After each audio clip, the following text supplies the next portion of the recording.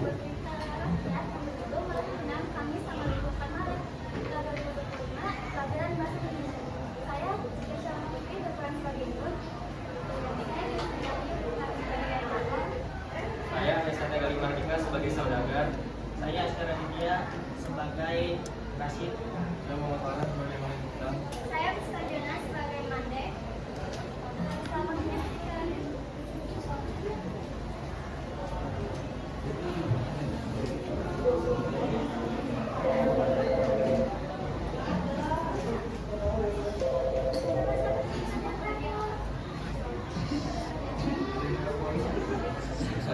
Bu, saya berhenti.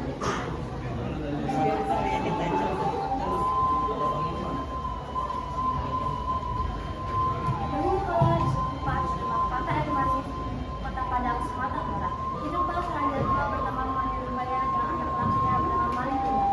Malin telah menjadi kehidupannya sebagai anak yatim sejak dia masih kecil. Mande bersama Malin telah menjadi kehidupan dalam kekurangan dalam gerakan kemiskinan. Waktu pun berlalu, Malin telah beranjak dewasa. Keinginan untuk mengejar kemiskinan semakin kuat dalam hatinya. Hingga suatu ketika datang sebuah berita di saat Malin yang bernama Rashid.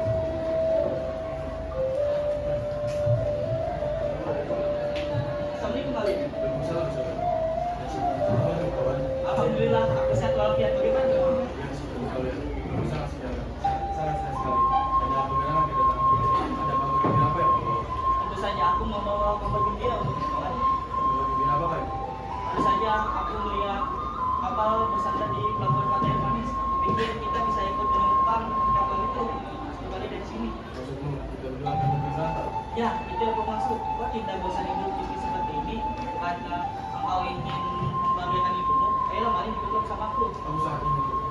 Sangat ingin itu. Tapi bagaimana dengan diri? Aku tentunya meninggalkan sendirian tidak boleh. Tidaknya aku berbicara terlebih dahulu dengan Baiklah, setelah kau mendapatkan restu dari ibumu, pergilah aku. Kita akan pergi merantau bersama. Baiklah, terima kasih.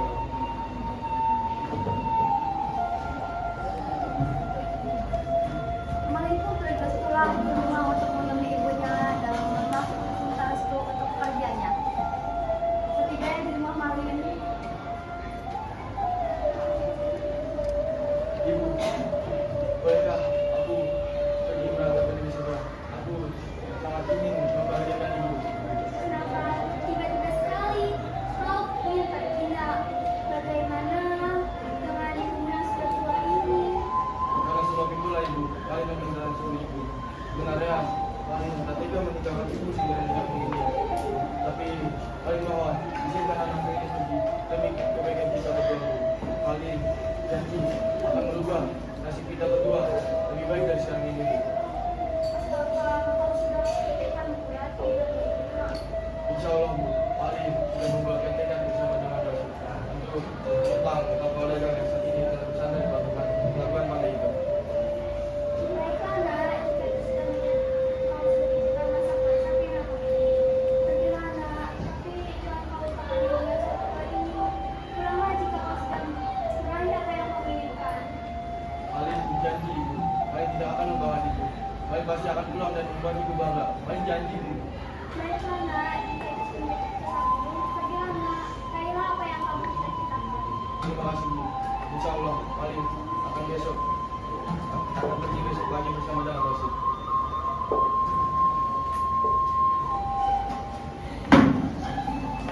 Keesokan harinya, Malin dan Rashid bertemu di seberang dalam menumpangi kapal besar bermata barang dagangan.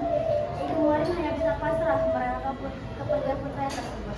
Perjalanan Malin dan Rashid pun berakhir, dan mereka sampai tepat tujuan pulangan mereka. Di desa malam tahun mereka dibuat sejenak di sebuah warung makan. Selanjutnya apa Rasul? Kita pergi apa kita di sini? Aku masih belum tahu. Sepertinya kita harus berikhtiar dan mencari pekerjaan.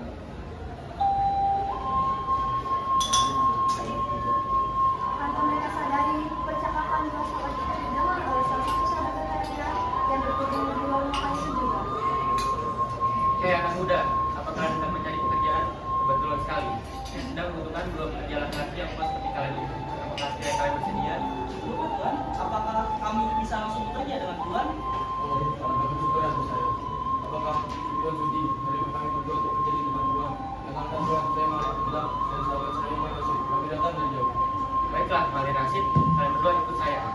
besok kalian sudah mulai bekerja. Sekarang kalian istirahat dulu di rumahku. Nanti malam akan aku jelaskan apa yang saya lakukan. Baiklah Tuhan.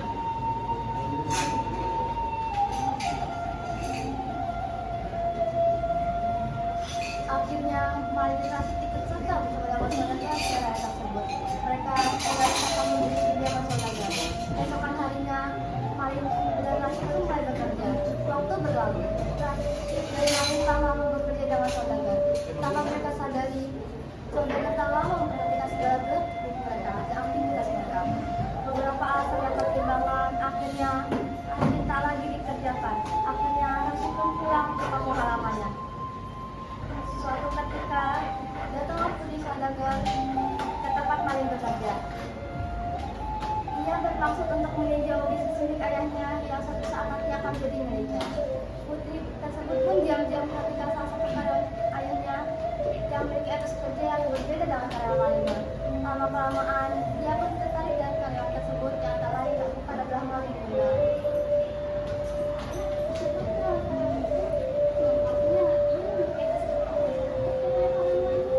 Oh, anak muda itu bernama Bunda. Emangnya ada apa?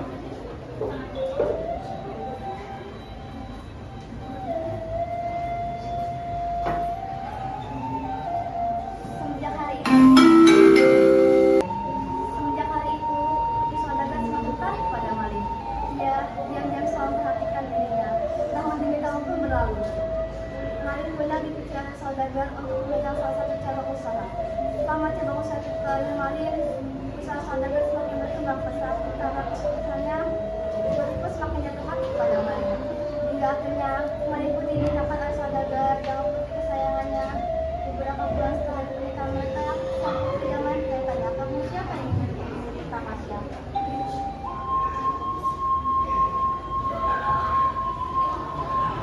Ya, yang pasti sih bukan kampungku. Kampungku ya di kota besar itu, bukan di sini. Di mana kampungku? Apa sana? Ya, aku ingin bermain dulu di sana. Ibuku sudah tidak ada. Ya sudah, aku baru masuk ketemu. Yang ketemu saja masa lamanya selesai ketemu lah. Dan masa lamanya 10 kali 10. Lebih baik di sini, rumah kita sendiri. Yang tahu, aku mau pergi ke kampungmu. Liburan tuh ke Amerika, Australia, Antartika, itu Ih, liburan. kamu tahu aku rupanya. Aku mau ngeliat setara. Dengan pertama kali masuk ke sini, ya kampung. Kenapa? Karena dulu aku ingat kamu pernah berkata, kampungku bisa ikhlas.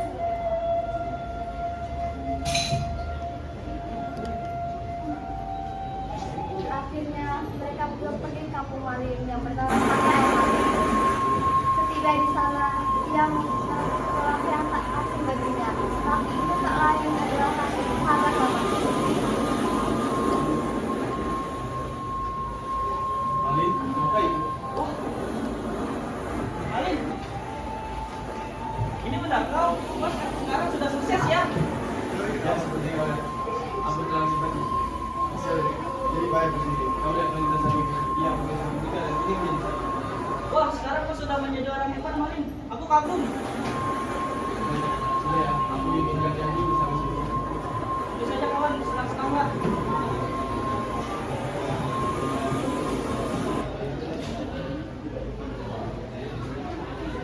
Mengetahui Malin telah kembali, Rashid pun bergegas menemui Mande untuk mengatakan anaknya telah kembali.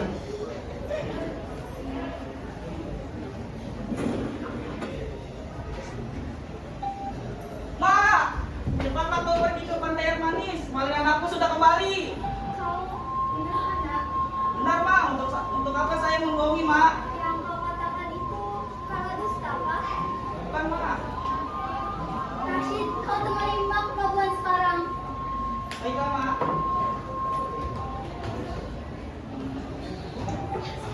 Mande dan Rashid bergegas meningkatkan pantai berharap Malin masih berada di sana dan belum mengajak mana-mana. Rupanya benar, Malin bersama istrinya masih berada di sekitar pantai air manis. Ia terlihat sedang bersenang sambil menikmati indahnya deburan ombak pantai.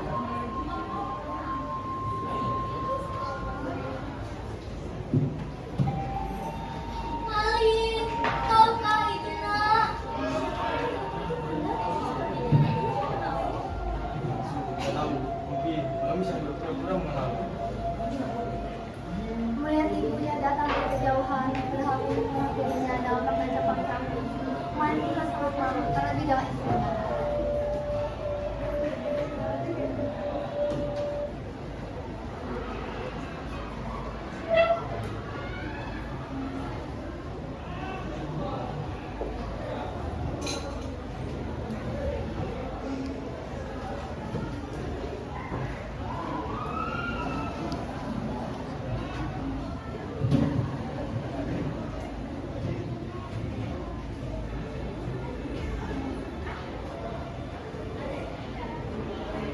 Nikah yang kau sembunyikan, kau bilang ayah ibu kaya. Dia bukan ibuku, ibuku sudah tiada.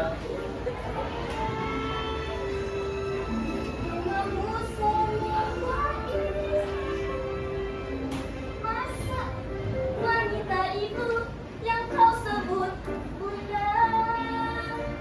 Ibuku sudah tiada, mewariskanku kuasa dan harta. Kau bicara apa nak? Kita terlalu jauh dari namanya harta.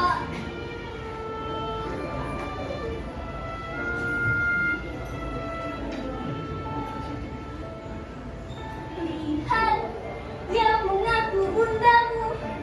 Bajunya begitu tusuk. Tak mungkin dia sama dengan kamu. Dia bukan ibuku, dan dia masih ada. Tak mungkin sebegitu rupanya.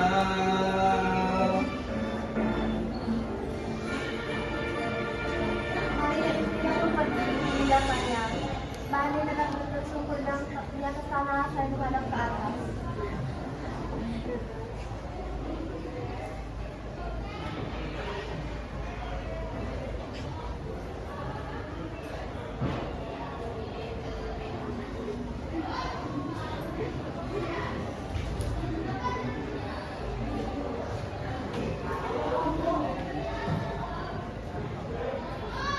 Ya Tuhan, apa yang terjadi dengan aku Mali?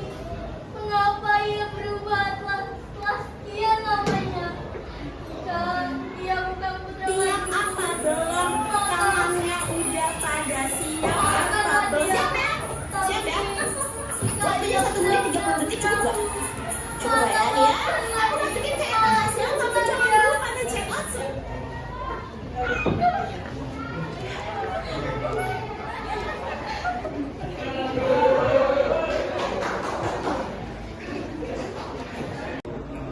Tiba-tiba dengan berhenti di tengah lautan, kau tahu di mana Mali yang berada. Lihat penyabar-nyabar, dia semakin tua dan kapal itu semakin terguling.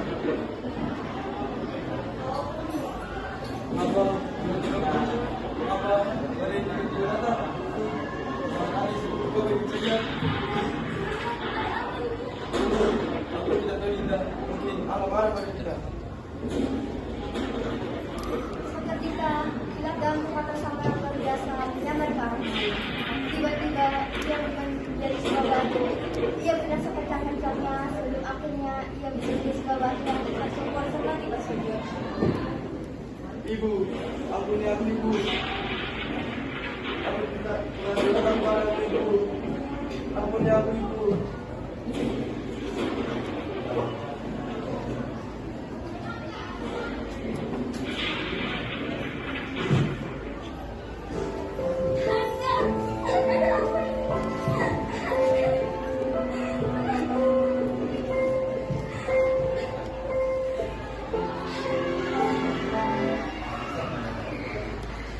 Pesan moral yang saya ambil cerita ini adalah cerita ini menjadikan kita adalah pentingnya untuk mengkalau